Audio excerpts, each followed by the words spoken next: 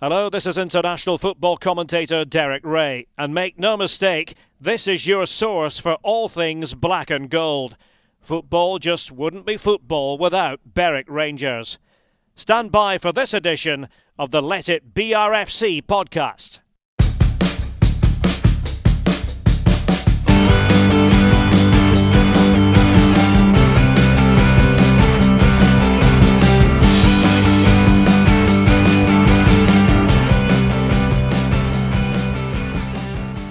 Hello and welcome to the brand new season of the Let BRFC podcast.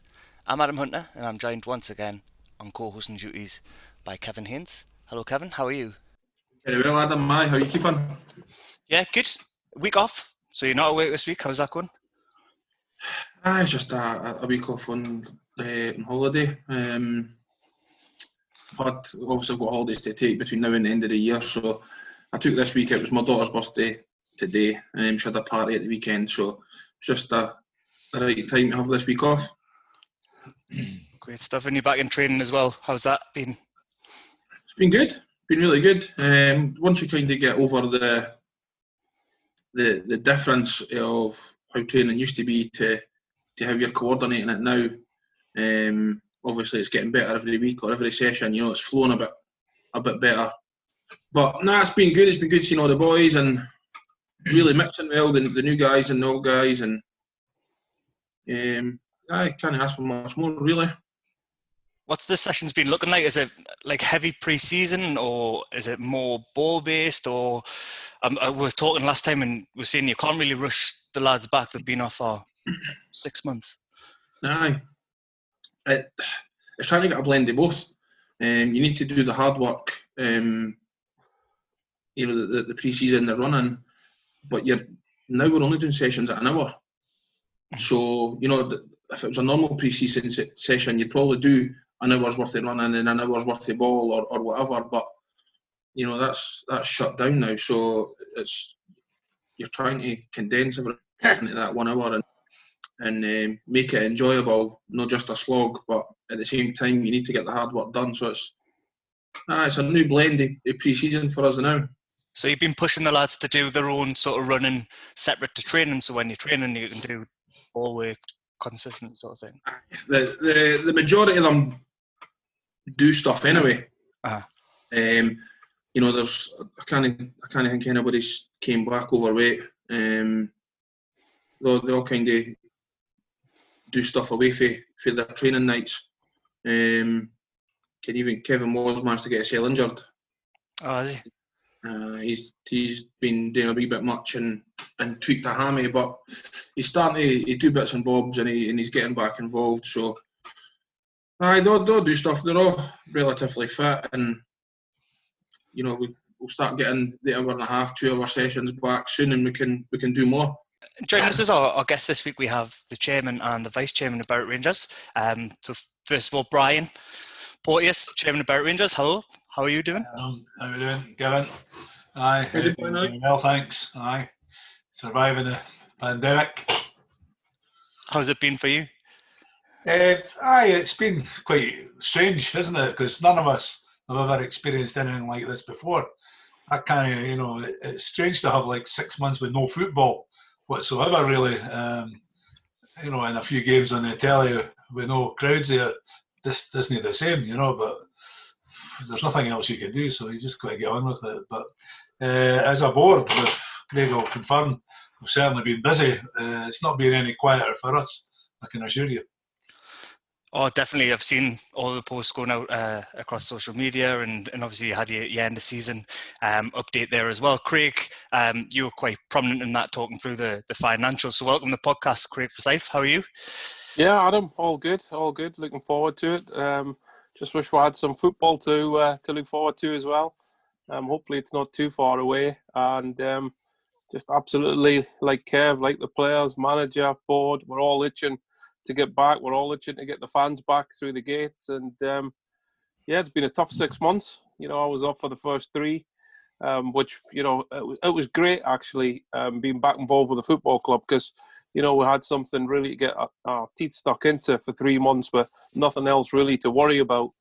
and gave us a good chance to have a proper look and try and turn around the club And then I've been back working from home since the 1st of June, and hard to believe that's over 3 months ago now. And just flown by, just silly the time where it's gone. But like everybody, just itching to get back. I think the management team have put an exciting squad together, and I think everybody's looking forward to supporting the boys. One thing I want to ask you, actually, because there was the Spartans away game. It was a Friday night. We were on the train, and I was coming back up the road, and I was talking to you, and I said, Craig, would you get back involved with the board? And you were like, no, not a chance. There's no way.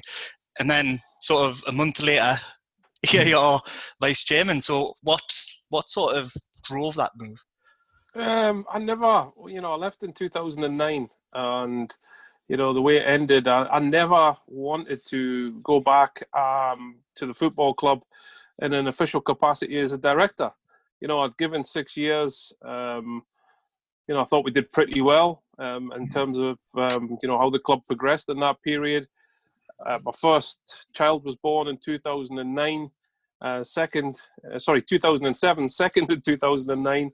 So it was quite a busy time, away from that. So it was the ideal time for me. And I realised, how much hard work it is, Adam, and trying to do the job properly. It was hurting, seeing the club and the position it was in. As a fan, I could never really take to the Lowland League. I found it difficult. Going to games, lack of atmosphere. It was hard. And to be honest, me and Brian had spoke a couple of times off and on, but nothing serious at all. It was a big task, and I was at Rochdale watching Newcastle in the FA Cup, and Alan Montgomery was the ex-director, and I had a missed call on my phone, and I'd been trying to catch Alan, and I never bothered looking at my phone because I thought it was Alan getting back in contact with us, and it was a midday kickoff, and anyway. We got back to Berwick about 6:30 and pulled into the chip shop for some tea, and Alan Means was in, a good supporter of the club. And he says, how are you, Craig? I says, oh, good. What about the football club? I says, I haven't heard anything, Alan. He says, I think Brian Porteous might come back. I'm hoping Brian might come back. So never thought any more of it. Got home, had my tea, picked up my phone, and the missed call at 12 o'clock was from Brian. And we had a chat, and how can you say no? I mean, I don't think I would have come back to work with many other people, to be honest, rather than Brian, knowing how we both work and both work well together. We knew the task we were taking on without any shadow of a doubt. We knew it was going to be hard, but here I am, get my teeth stuck into it, and I'll be here for as long as I'm, can help the club going forward. When that stops, I'll be gone again. It has been a tough sort of period for you to move into. We sort of seem to be building up a bit of steam, both from a playing perspective and off the field as well. And then pandemic hits, or football stops, and then we'll have to come up with other sources of sort of income. Brian, from your perspective, how have the club adapted during the pandemic? I think we've done very well, to be honest. I'll be quite honest, we've done a lot better than I thought we would do. When we formed the board back in January at the AGM, or just after the AGM, really there were only myself, Craig, Doug Younger we had asked to come on as well, and Dougie's still obviously a director, and at that time Drew Fithers just after it to form a board. Dave obviously. It was really hard at that time. We looked, and where I mean with Mark McClelland, and Mark had sort of said, look, all the cash has came in this season, so you're projecting a 60,000 loss on the figures. That's what you're taking over. So, that was obviously not good news when the last 4 years had run at a loss, not just the last year. So we're not having a dig at anybody here in particular. We're saying the whole club for 4 years hadn't done very well, apart from getting relegated, but financially hadn't done well. So it was going to be a real task, and that's the main reason I came back in. Matty Moore and Martin and I had asked me on various occasions, and that, like Craig had said, no, I've been there, I was at the club for 12 years, I really enjoyed it. I left voluntary, gave a year's notice, and I still went to the games, even though we had been relegated. Just went through the turnstile, and I wasn't happy with what was happening at the club either. And what really did it for me was when Ross, the groundsman, Ross Aitchison, came up to me and he said, "Brian, can I have a word with you? And could you give me a reference?" I said, "A reference for what?" And he said, "For a job." He said, "I've been told I'm going down to 2 days a week." And that's when the penny really dropped with me. And I thought, Bury Rangers is bigger than this. We're still a big club as far as I'm concerned. We're maybe in the Lowland League, but there's a lot of good clubs in this league. Obviously, as Kevin will confirm, but Bury Rangers, nobody will enjoy playing us. That's for sure. We're still a recognised name, I'd like to think. So when I heard that, and I think Matty or Neil had phoned me again, I decided that, I spoke to Craig. I've got to be honest, I probably wouldn't have come back unless Craig had come in as well, because I needed a right-hand man that we both knew the club. I know Craig worked well before, done a lot for Robert Wilson. Not taking anything away from Robert, but Craig done most of the work, at that time. When I came on the board in 2006, I think. So, it wasn't a hard decision then when Craig had said, "Well, if you're going back, I'll go back and we'll see if we can help this," We've cut, without sort of giving away too much financially, but we're still running at a loss. At the 31st of May is our year end, but we're down to 19,000 odds, as the shareholders will find out, of a loss. But from 60,000 down to 19, it's pretty good, And as you had said, this pandemic sort of kicked in not too long after we'd taken over. So I thought, you talk about things against you, But in a way, although we haven't had the football, it certainly gave us as a board time to stabilise the club and have a lot of Zoom meetings and whatever, And really, it's changed so much. A lot of it new to me, the social media side, like, what we're doing right now, and that, never had that many years ago, I can assure you. But I'm looking forward to going forward. The financial side, though, is my biggest, I'd like to think I'm a reasonably successful business guy over the many years that I've been in business. And my motto is, I didn't run businesses at a loss, never. And I'm not going to start now. So I can assure you, I'll say it on here, that if we run at a loss at 31st of May next year, you're looking for a new chairman and director. Will be here. Basically, we will at least break even. We have to, because the club will not survive if we don't, So, but in saying that, we're trying to get a really good balance, and we've got to remember we are a football club, and at the end of the day, it's all about putting the guys onto the park to do the best we can and what we can afford.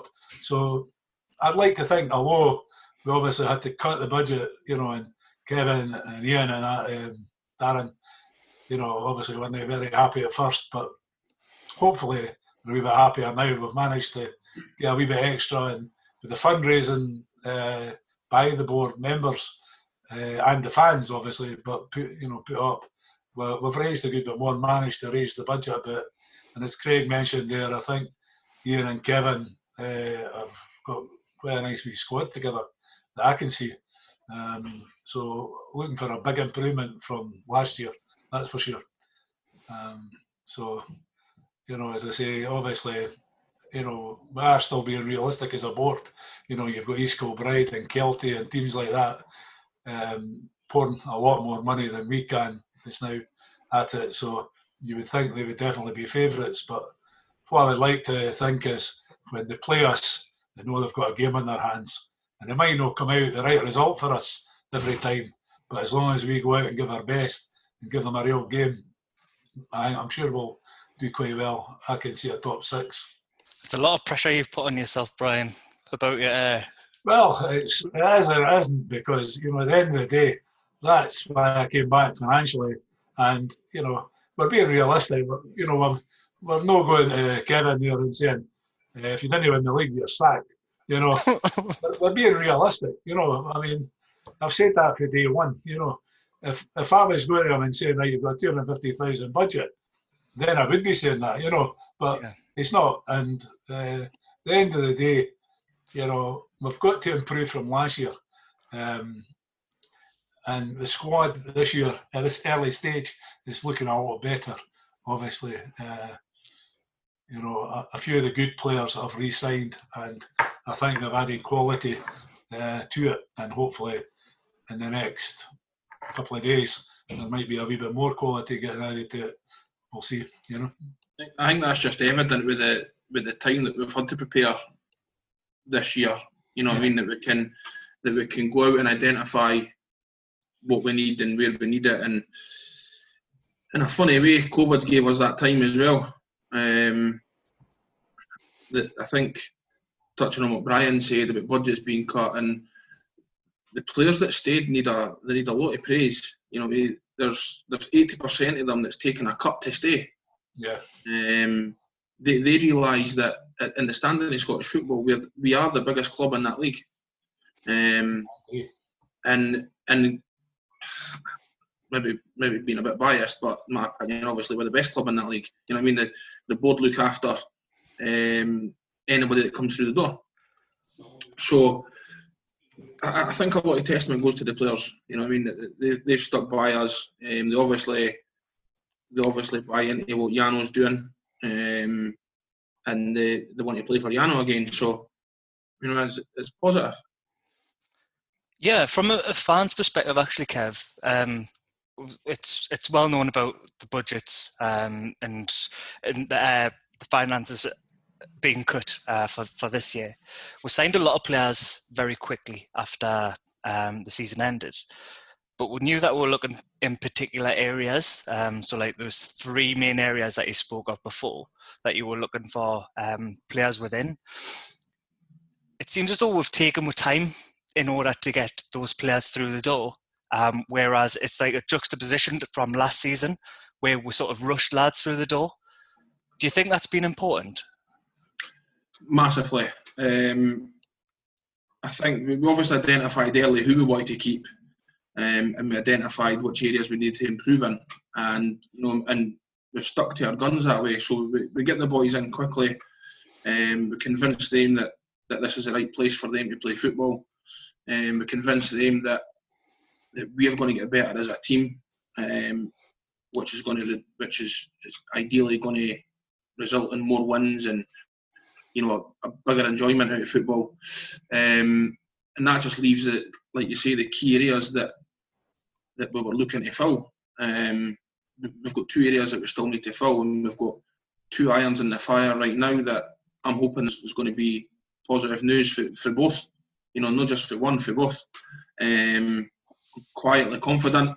Shoot me down in a week's time if we get none, but I'm quietly confident that we'll get, you know, some sort of signature on paper this week. But it would have been so easy for you to panic and just rush into buying or paying a wage for a player who might not be the best fit. Whereas we've had such a long time without a signing. I know you've been working throughout it, but it just seems as though you've sort of taken your time and made sure that the player is going to be a good fit and that he is in the area that you're needing him in. Yeah. We learned our lesson for last year. Last year, and it wasn't the way that it should have worked, but it was the way it had to work because of how quickly we had to get boys in. And, you know, I've said it before, but we overpaid for players. We gave players too much money, but at the end of the day, we needed 11 players come that first game of the season because you couldn't have any trialists. And in the week prior to that first Betfred Cup game, I think we had 10 or 11 signed. So that week we had to get bodies in to fill a squad, and you had to kind of meet the guys' demands, even though you didn't feel they were particularly worth it. but you had to do that and to get a squad in the park. So having this extra time this year has allowed us to, fully work the budget that we're given, and hopefully that we can get a squad that's, as Craig and Brian says, I feel is better than the squad that we had last year, and we should be improving. Yeah, for sure. How are you feeling about the upcoming season, Craig? I'm excited, to be honest, Adam. Really excited. We go back to January, and I'll take you back to where I think it was going to go then. Because, speaking to Mark and pulling some figures from this year into next year's budget, we started to put a projected budget for this season together. And basically, you've got all your income, which you're trying to gauge and get right, and all your expenditure. And the only figure you don't put in for expenditure is the playing budget. You leave that blank, because basically, as you work through whatever you've got left, is what you can afford for a playing budget. And I'm not going to lie, Adam, I actually thought we'd be looking at a minus figure, and I know Kev was worried as well, and Brian, that before we even started signing one player, we was going to be looking at running at a loss. And that gave me a few sleepless nights. And we worked at a few things, and we met at Brian's house with Kevin and Ian. We gave them an initial figure, but it wasn't just an initial figure.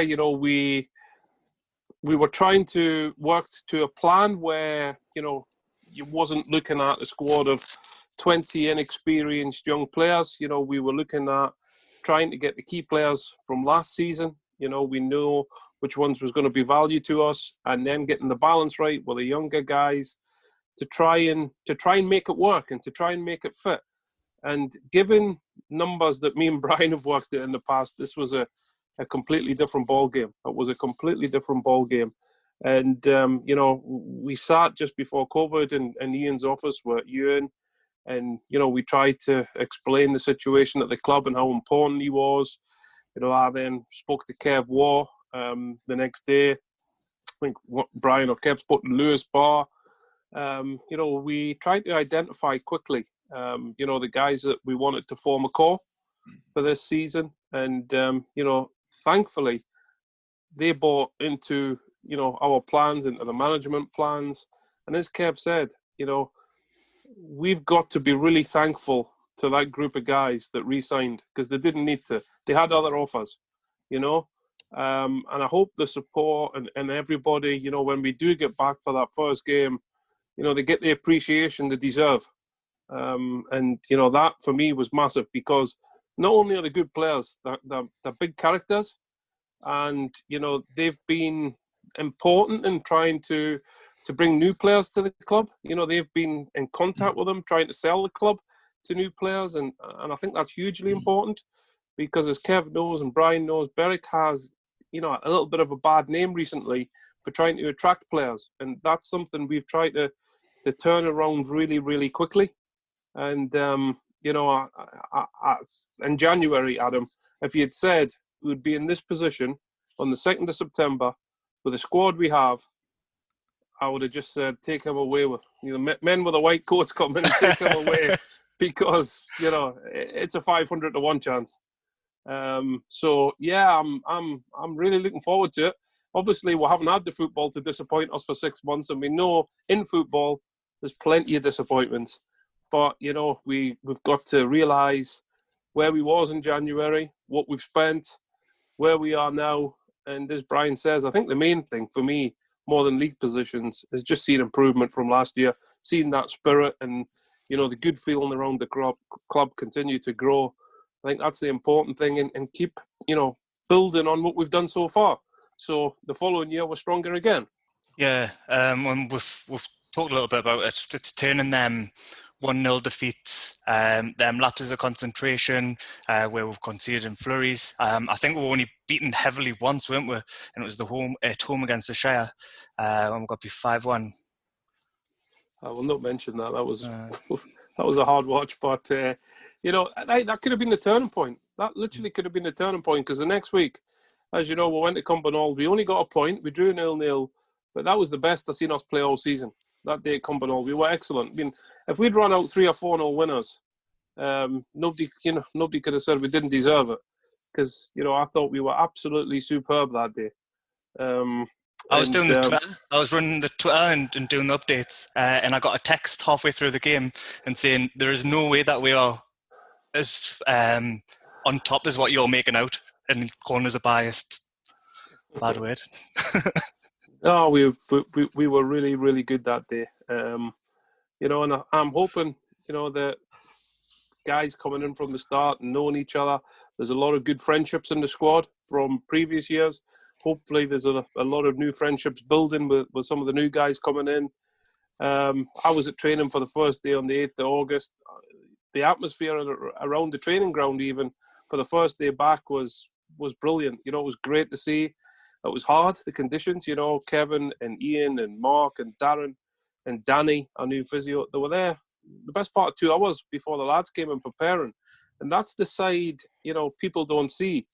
And to make this budget work, myself and Brian had to have the difficult conversation with Kevin and with Ian regarding cuts to their budget, and their salaries. And it's never an easy conversation, again,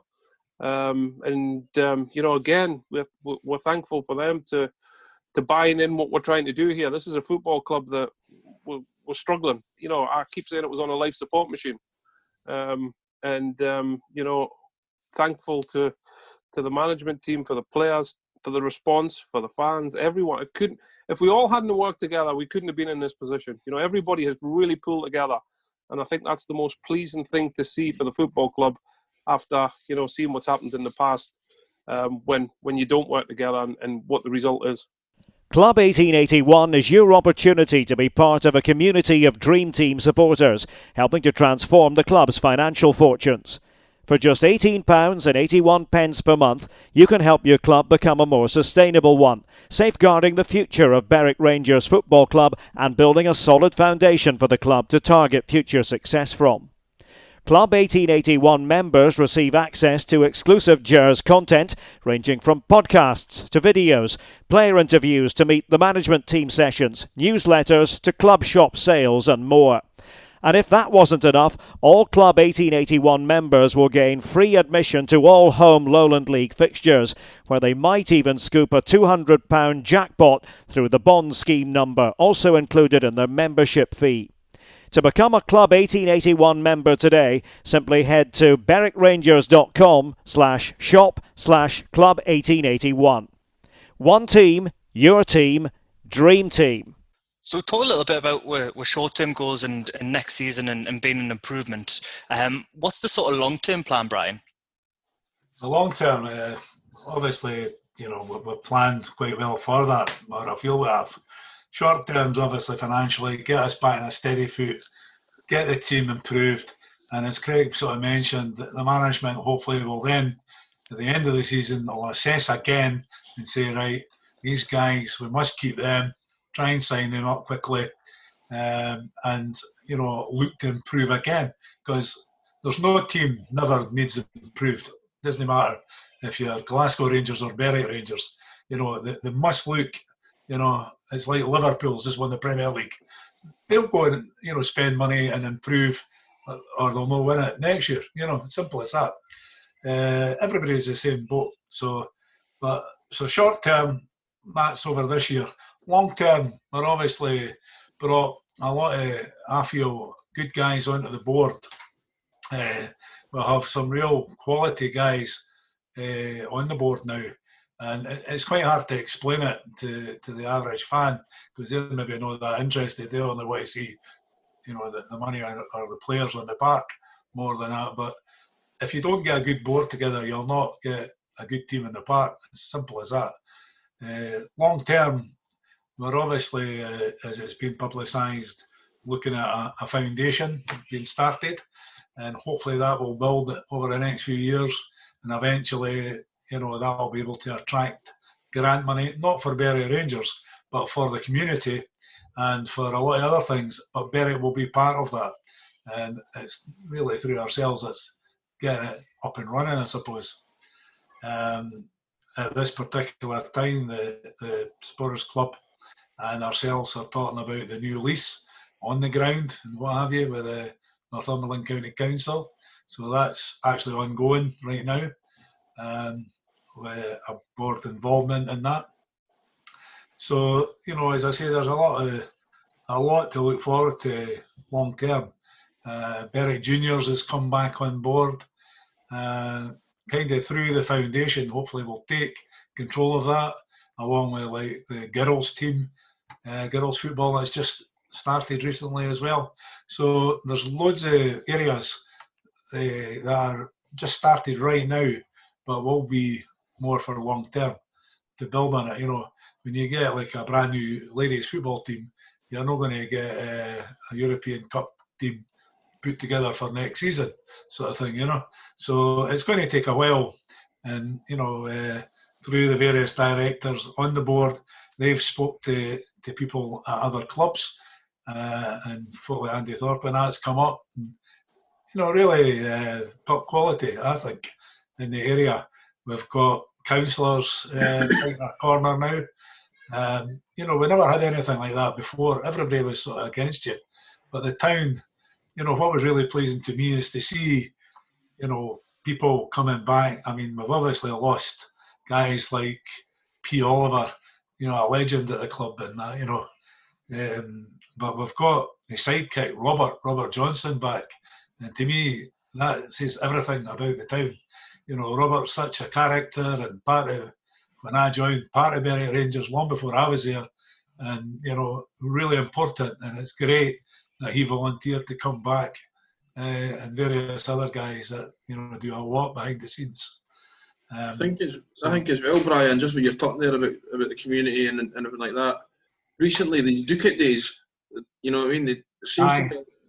seems to be a lot of involvement or interaction with the fans and involving me. And to me, the club seems so much more together now than it did 6, 7, 8 months ago.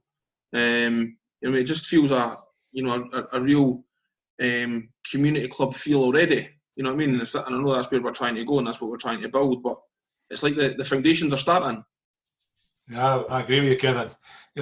Even going down to people like Dennis Hutch at Ideal Carpets here. Dennis has been a great supporter of Berwick Rangers for many years as a short sponsor, and I think he was having second thoughts about it, this year. I went down and I met him, and we managed to persuade him to sign another 2-year deal. And I've seen him since then, and he's really excited about it. And he was saying, he meets a lot of people in Berwick. Me not being based in Berwick, I listen to guys like that, and he was saying the buzz about the town, about the football club again, it's unbelievable. He said it's reached a level that he can't remember, so it's great to hear that, and especially when we've not had any football, this is a crazy thing.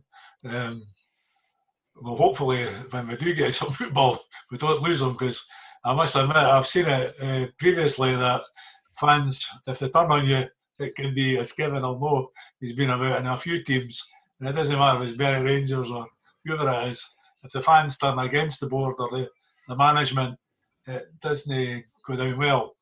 But I think the fans, the picture we're putting over is we're trying to be as honest as we can. We're hiding nothing that, obviously we can't, we're a PLC company, we can't say every figure financially, and that, we represent shareholders, and at the end of the day it's their company.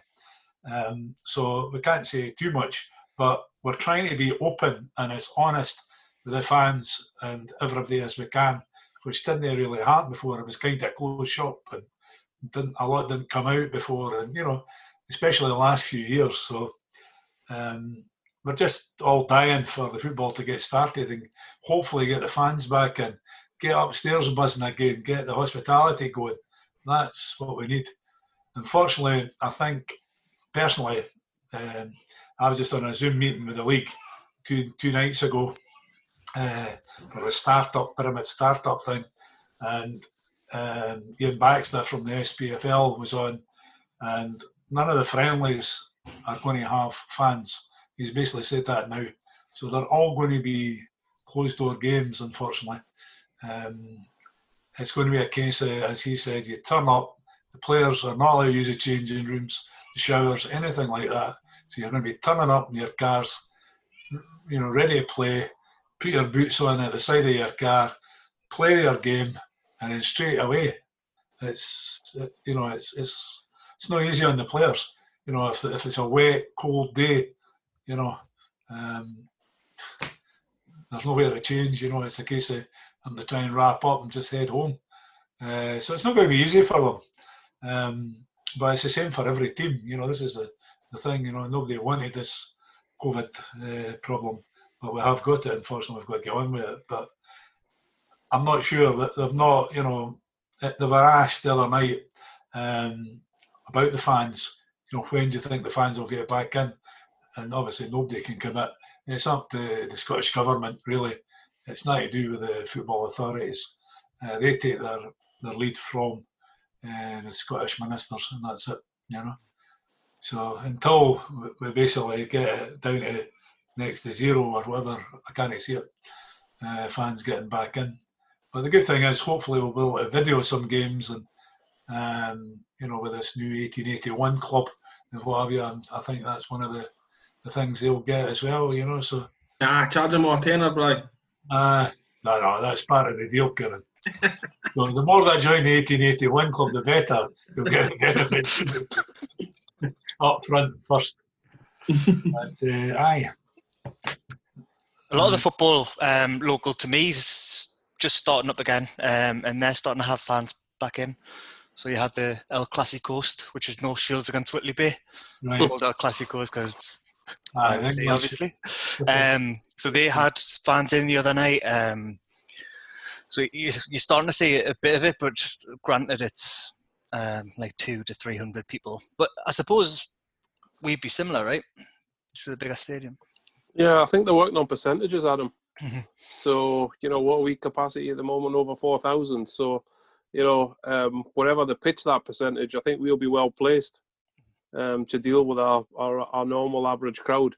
And obviously with no Premier League and no Scottish Premier League with full capacity, you would hope to try and attract some extra fans during this period as well. So, like Brian says, we just have to wait, sit, be patient, and, the fans that have came in to help prepare the stadium, very, very grateful to them. And it's all moving in the right direction. We'll be ready when they say yes. You can open the doors. Yeah. How did the Ducket Days go? Andrew Allen was coordinating them, our associate director, and the feedback he's gave us was excellent. Guys travelling from Edinburgh, Dunn's 2 fans had 93 years between them, sitting painting the same railing at the weekend of support to Berwick Rangers. The love for the football club is still there. And, we're extremely grateful, and they've made a lot of good progress. I was across at the ground yesterday. Obviously I was working at the weekend and didn't get across to contribute to the Ducket Days, but looking at the work they've done, very, very grateful, and already you can notice a big difference. How would you like to be in with a chance of winning £1,000 every month? If that sounds appealing to you, because it sure does to me, you need to join Berwick Rangers Supporters Club's monthly draw. For just £5 per month, you'll go into a draw with hundreds of other Dream Team supporters to win the monthly jackpot. In addition to the £1,000 prize, the Supporters Club will be donating £250 each month to a chosen local charity, with the rest of the profits from the draw going to the football club. For details on how to sign up, visit berwickrangers.com or message the supporters organisation on Facebook, Berwick Rangers Supporters Club, or on Twitter at BRFC Sup Club. Berwick Rangers Supporters Club, supporting your club and your community. Brian, you mentioned you on the restart call the other day. We're still looking at the 10th of October as a restart date, are we? We're hoping so. They're not 100% committed to that, but that is the provisional date. Everything can change from day to day. You turn on the telly today again, and they're now saying like Greece is going to be, put onto the quarantine list as from 4 o'clock tomorrow morning. So you know, you can never say 100%, but yes, that is still the figure they're looking at. Obviously, friendlies will be, you know, mid-September is the 14th, I think it was, onwards or something. So hopefully Kevin and that, you know, it's been hard for them because one of the big things they said was you're not going to get any big clubs because what they're not allowing is any club that tests, i.e. a Premier League club, is not allowed to play a non-testing club. So anybody below the Premier League, you know, that doesn't test, they can't play a testing club. So that's the rules, you know. How will that work in the BRFC Cup? Well, that was actually brought up because Kelty Hearts have got St Johnstone and I can't remember who else it was. And what they've said is Hart on Kelty, they're going to have to get tested before they're allowed to play at their own cost. Now, you know, I'm quite friendly with Dick Campbell at Arbroath, and I know they were getting tested twice a week and it was £6,000 a week for the testing for all the coaches and the players and what have you. So to me, that's really hard on Kelty. I think they took a real kick in the knees, we'll say, last season by not getting a playoff and a chance to get promoted. But to now put them in the cup, throw them against Premier League and tell them they've got to pay to get tested before they're allowed to play is ridiculous as far as I'm concerned, but that's what it is. Yeah. I know they've increased the prize money as well, haven't they? They've made a bit more money available and they're letting games being streamed as well. I think they released this week. Well, everybody, the 42 clubs in the SPFL all got 50,000 each, even the League Two clubs for testing. So they've done all right out of it, you know. Below that, got nothing. What's the idea with the streaming, Adam? Is that so every club can stream their games? Yeah. So they can, if they choose to, they can stream all the games, including the 3 o'clock kickoffs. So they've lifted that ban too. Used to be an embargo from 2:45 or 20 to 3 till 5:15, Kev. That's right. It's been lifted. So all the leagues can. And obviously the Premier League teams are doing it at the moment. Tell you something, we were talking about the players earlier about the two we're trying to get in. One's an ex-teammate of mine, and he reminded me the day, he said, I took a bit of advice from a guy a few years ago. He said, and that was, you didn't have to be the best player, he says, but you've got to be the best negotiator. That's coming back in the arse now.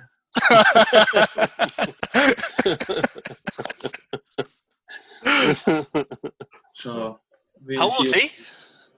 30. He was he come out of 21s when I played with him. So he would have been 21, so 9 year old.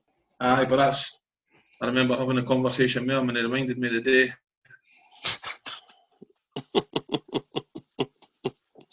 As long as he gets the ink on that line, Kev, that's all that matters.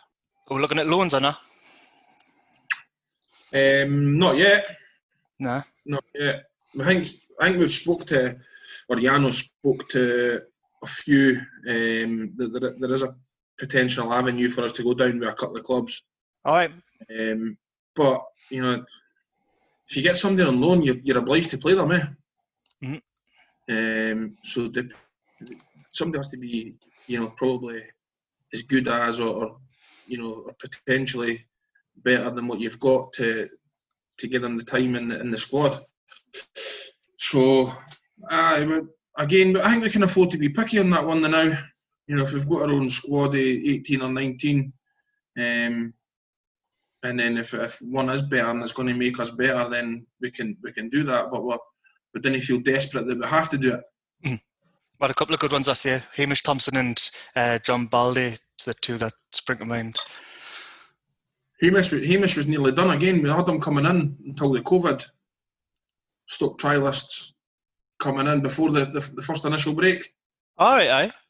So we had Hamish coming in. He was talking about staying on at Livingston and going out on loan again, but he was also talking about just getting a club and signing permanently. So I spoke to him a couple of times, and then as we got the okay for starting training again, I phoned him, and he's in Iceland. He signed for a team in Iceland. Oh, so it's a bit of a commute, isn't it? Aye. It's a shopping centre I'm talking about, not the country. I wondered why he hadn't texted us looking for expenses. He's in Iceland. Big expenses. He just, when the phone went, Hamish Tom, oh no. Great stuff. Well, that's all that I had. Do you have anything else that you want to ask or anything that you want to add or finish on? To finish, I'm really pleased the way the board's going, the club's going. Personally, I know Craig is as well. So we're every day there's stuff going on, I can assure you. So as Craig said, hopefully the fans will get behind us and buy into it as well. And when the football starts, if we can make an effort to come along to Shield Field and support the guys in the park, because that's what we're all doing it for the football, not for any other reason. So that's important. I think there's a lot of thank yous required as well, Adam.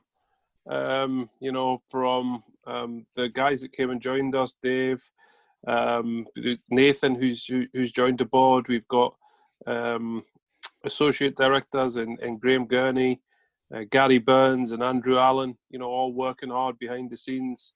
Yeah. Then to our staff, yourself and the media team, we're now, fielding inquiries from national brands, wanting to do sponsorship. And, as you've seen from some of the new kit we've got, it's exciting times. Shakir and Mohan from Ecstasy and Switch are wanting to come up next week and meet us to explore more sponsorship opportunities at the club.